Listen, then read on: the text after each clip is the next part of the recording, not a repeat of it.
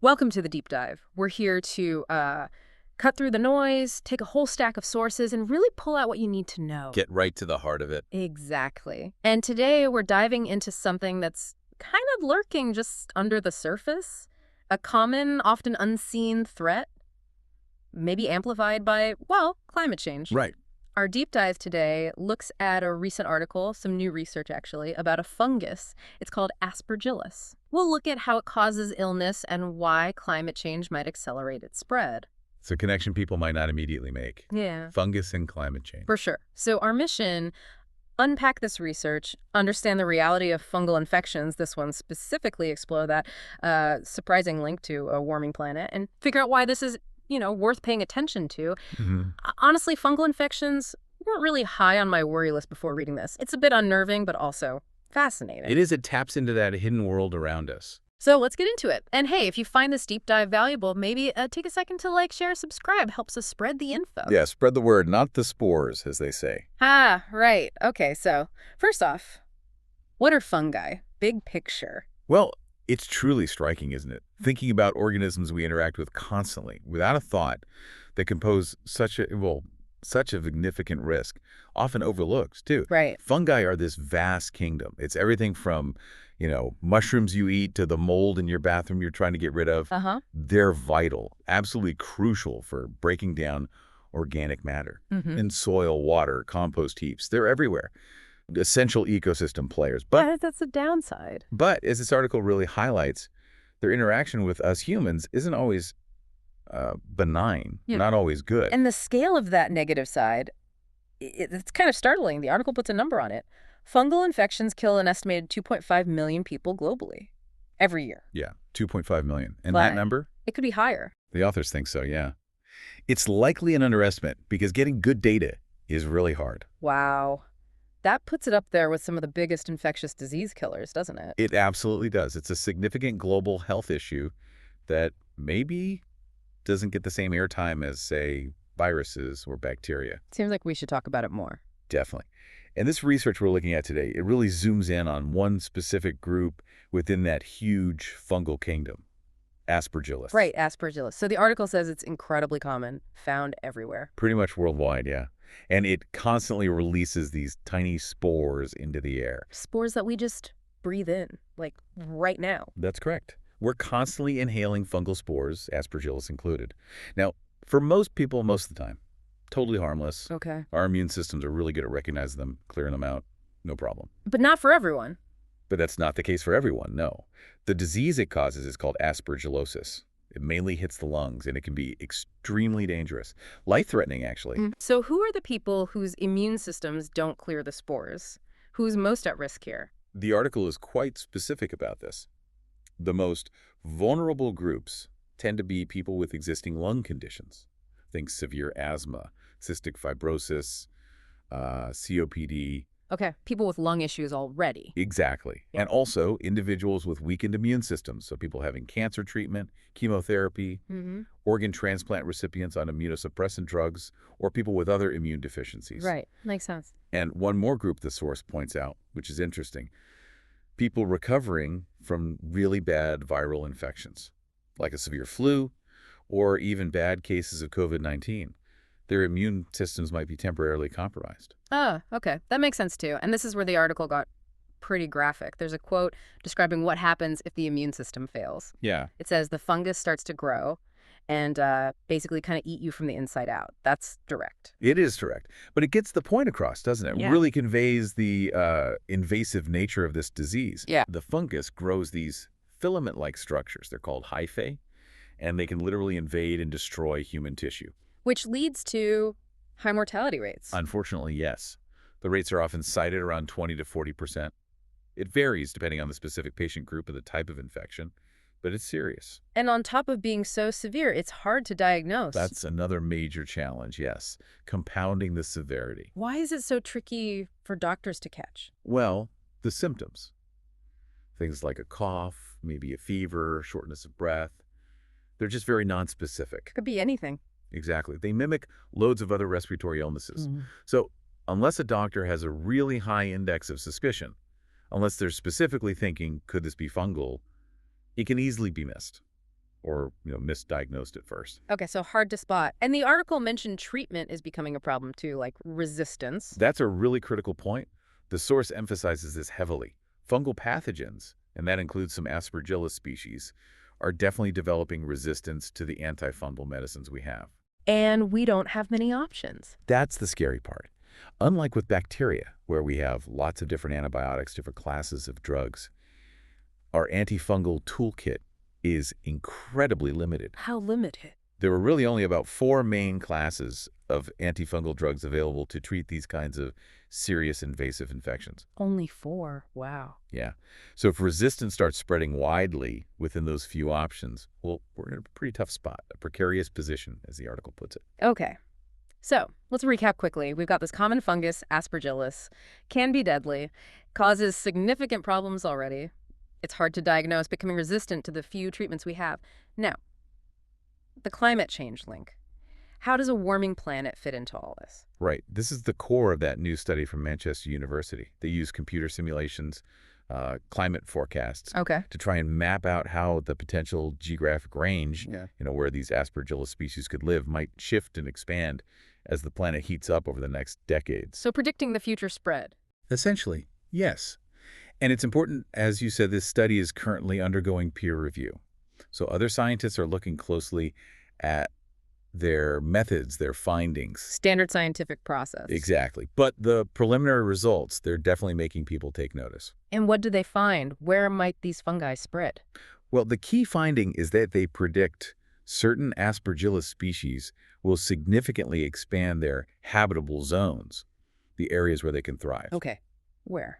We're talking potential new territories opening up in parts of North America, Europe, China, Russia, places they weren't maybe as common before. Right. There's a quote from Norman van Ryn, one of the study authors. He says, fungi are relatively under-researched compared to viruses and parasites, which we touched on. Yeah. But he says, these maps show that fungal pathogens will likely impact most areas of the world in the future. That's a big statement. So they looked at specific species. I remember Aspergillus flavus was one. That's right, Aspergillus flavus. This one generally likes it warmer, more tropical climates typically. Okay. The study predicts its potential range could increase by about 16%, something like that, under a scenario with high fossil fuel use, pushing into places like northern parts of North America, northern China, Russia, areas that weren't really its prime habitat before. And this flavus species is particularly bad. It is worrying, yes, for a few reasons. It causes severe human infections. It's known for being resistant to quite a few antifungal drugs already. Oh, great. And it also infects food crops, produces toxins. So it's a threat to food safety, food security as well. The WHO actually flagged it as part of a critical group of fungal pathogens back in 2022 because of all that. Okay, serious stuff. What about the other one, Aspergillus fumigatus? That sounds more familiar, maybe. Yeah, Aspergillus fumigatus is probably the one people in temperate zones like, say, Europe or North America are more likely to encounter already. It's very widespread in these areas. And what's the prediction for that one? For fumigatus, the prediction is a significant northward expansion, basically following the warming temperatures towards the poles. How significant? The study forecasts a huge increase in its potential range, something like up to 77.5% by the year 2100. Wow, 77%. Yeah, and they put a number on potential exposure, too. They estimated this shift could potentially expose an extra 9 million people just in Europe alone to this fungus. 9 million more people potentially breathing it in. But the article also mentioned something interesting, that some places might get too hot, like sub-Saharan Africa. That's a really important nuance, yeah. While some regions might become less suitable for these specific Aspergillus species because of extreme heat, it doesn't necessarily mean the end of fungal problems there. Maybe other fungi move in. And it also points to that complex role fungi play, remember? The ecosystem role. Exactly. If conditions become unsuitable even for decay fungi, it could mess with ecosystems. Things like soil health depend on them. It's complicated. So it's not just about changing where they live. How else does a warming climate affect these fungi? The article brings up a couple of other key mechanisms. One is the idea that warming temperatures could actually push fungi to evolve, to increase their tolerance for heat. How does that affect us? Think about it. Our normal body temperature, around 37 Celsius, is actually a pretty good defense against many fungi. They prefer cooler temperatures. Right. Our core temp is too hot for many of them. Exactly. But if fungi adapt to survive and even thrive at higher temperatures, closer to our body heat, that natural defense, that thermal barrier, gets weaker. Making it easier for them to actually cause infection inside us. Precisely. It potentially makes infections easier to establish. And the other factor mentioned is extreme weather. Like droughts and floods. Yeah, things like severe droughts that create dust, followed by heavy rains or floods that stir everything up, or big heat waves. These events can really disrupt the environment, kick up enormous amounts of dust and spore, And spread them around. and spread them over huge distances potentially. The article actually gives an example, the massive tornado in Joplin, Missouri, back in 2011. I remember that. After that tornado, there was a noticeable spike in cases of rare but very severe fungal infections among people who were injured or exposed, likely because the storm just aerosolized and spread spores from the soil and debris everywhere. So extreme weather acts like a dispersal mechanism. This all paints a picture of a growing threat. Makes you wonder how prepared we actually are. That's exactly the concern that experts quoted in the article raised. Dr. Elaine Bignell, she's at the University of Exeter, is quoted. She says this study rightfully shines a light on the threat. And she emphasizes how, quote, underprepared we are to deal with it. She also cautions, though, that while the study is valuable, there are still many uncertainties. We need a lot more research. And there was another expert, Justin Oran from UC Berkeley. He pointed out a lack of basic data, right? Exactly right. Yeah. He really stresses that we just don't have good fundamental data on where these pathogens actually are in the environment, or even who is getting infected reliably. We don't track it well enough. Seems not. He's actually leading a U.S. study himself. They looked at medical data from over 100 million patients. Wow. And they found over 20,000 aspergillosis cases between 2013 and 2023. And crucially, they found that cases seem to be increasing by about 5% per year. So this isn't just a future worry based on climate models. It's already happening. The numbers are going up now. That seems to be the takeaway, yes. It's an existing trend that climate change might exacerbate. Right. Romanzu is quoted saying that fungal pathogens are becoming more common and more resistant. Right. And that, quote, we are only beginning to understand how climate change is contributing to all this. And back to Dr. Bignell's point about being underprepared, she mentioned awareness too. She did. She highlighted that, generally speaking, people are just much less aware of fungal diseases compared to, say, bacterial infections or viruses. We don't think about them as much. Yeah, probably true. And she says there's a desperate need to reverse this trend, especially, quote, given the lethality that we talked about earlier, the high mortality rates. Okay, so let's bring this all back home for you listening. Why does this deep dive into Aspergillus, climate change, fungal threats, why does it matter for your life? Well, because it's not some abstract scientific puzzle, is it? It's a real global health threat. And it's deeply intertwined with the environmental changes happening all around us. It directly impacts vulnerable people right now. It poses risks to our food supply through those crop infections.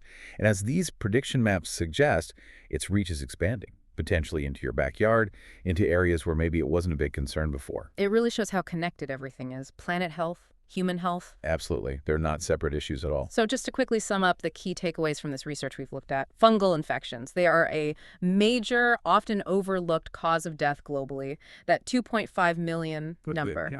Aspergillus is a specific group causing dangerous infections, especially hitting vulnerable people. And this new research strongly suggests climate change is set to significantly expand where these fungi can live, potentially exposing millions more people. And critically, the experts seem to agree. We're currently underprepared. We lack data. We lack diagnostic tools. We lack enough effective treatments. Yeah, what this deep dive really underscores, I think, is that some of the really profound health challenges we face aren't always the obvious ones, the ones grabbing headlines every day. They can be these quieter threats, things literally in the air we breathe that are subtly shifting, evolving, right along with our changing planet. And the article leaves us with that final thought from Elaine Bignell, doesn't it? She says, any of us in the future might be affected. Yeah. It kind of brings it home. This isn't just theoretical or a problem for someone else. This common, hidden, growing threat. It could potentially impact you or someone you know down the line. Definitely something to think about, isn't it?